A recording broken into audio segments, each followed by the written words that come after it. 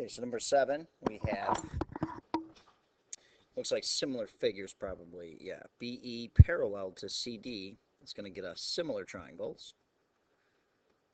So sides are going to be proportional. All right. So the trick in this one is the fact that they gave us the entire side from A to D, and they only gave us the pieces of A to C. Add them together to make sure we get 4.5. So now again, we'll match, kind of like we did in the other one. Make sure we match corresponding sides. So the 4.5 and the 18 correspond. And then I could call AE X and kind of match that to 1. All right. So I'll go 4.5 is to 18 as 1 is to X. Okay, so just make sure that you're keeping 4.5 corresponding to 1 as well. So they're both on top. 4.5 equals 1 times 18 is 18. And divide by 4.5 to get X isolated. Looks like we will have 4. All right.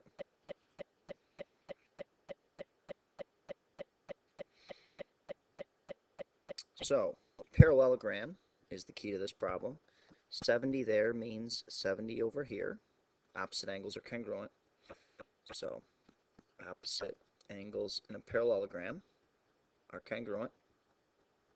Now what we have is an exterior angles theorem problem.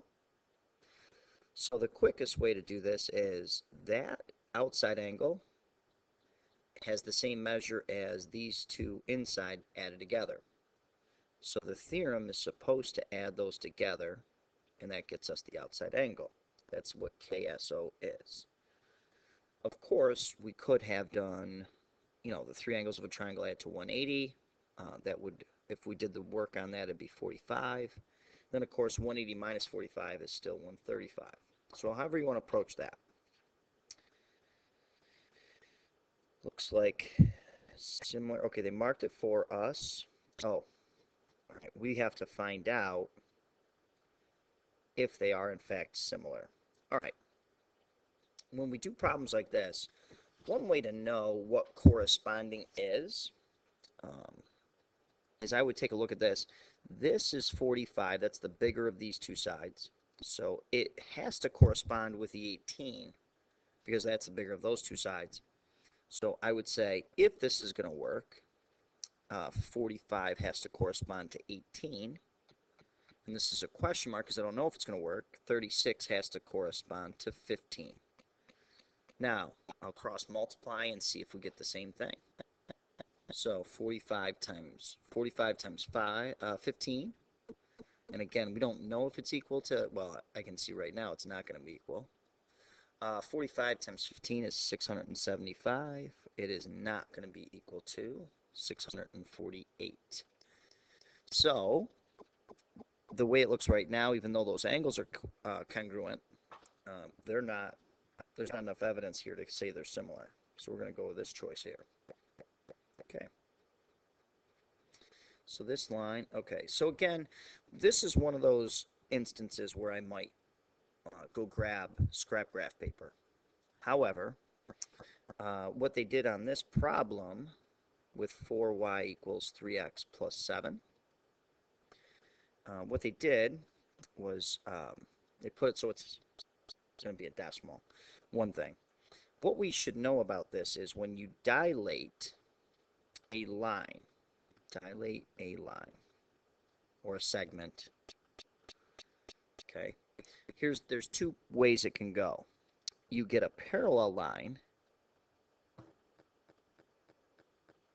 so the image is going to be a parallel line if center is off the line.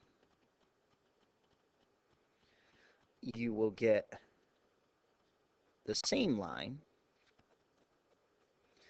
if center is on the line. So which one is it? Let's see. If we center our dilation at the origin, plug in 0, 0. That doesn't work. This is off the line. All right, 0 does not equal that. Okay, so we're not going to get the same line. The way I did this problem is probably going to be different than the way I show you, so I'll just show you something that's probably more common. I'm going to get it into y equals mx plus b form, although you don't have to. Okay, so the slope of this line is 3/4.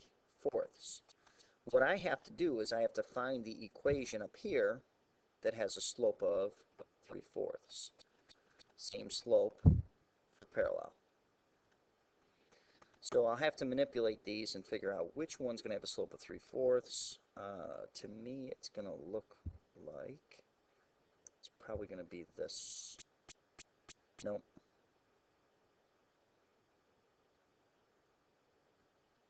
Probably that one. Let's test it. 3x minus 4y equals 9. I would probably subtract 3x from both sides. Negative 4y equals negative 3x plus 9.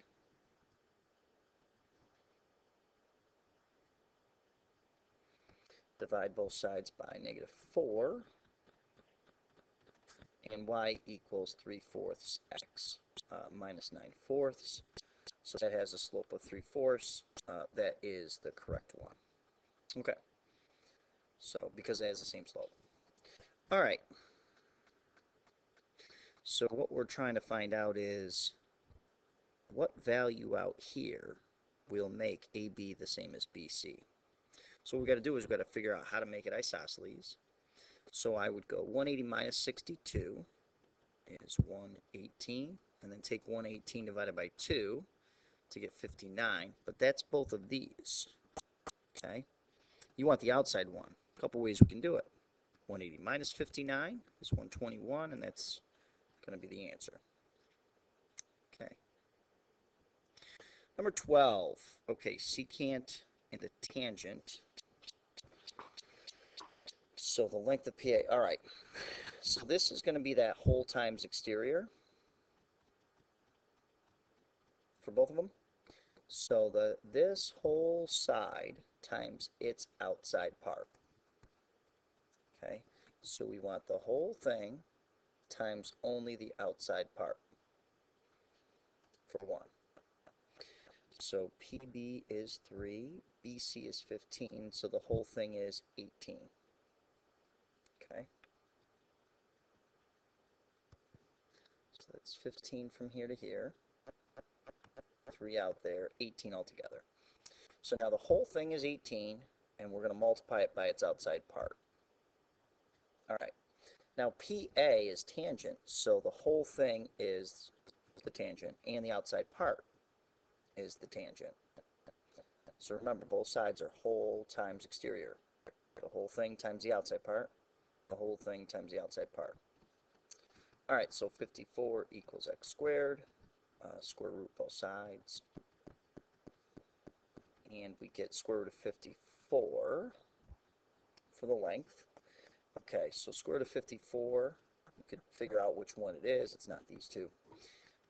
Square root of 9 times square root of 6, and then that reduces to 3 square root of 6. Okay, we'll do more on the next video.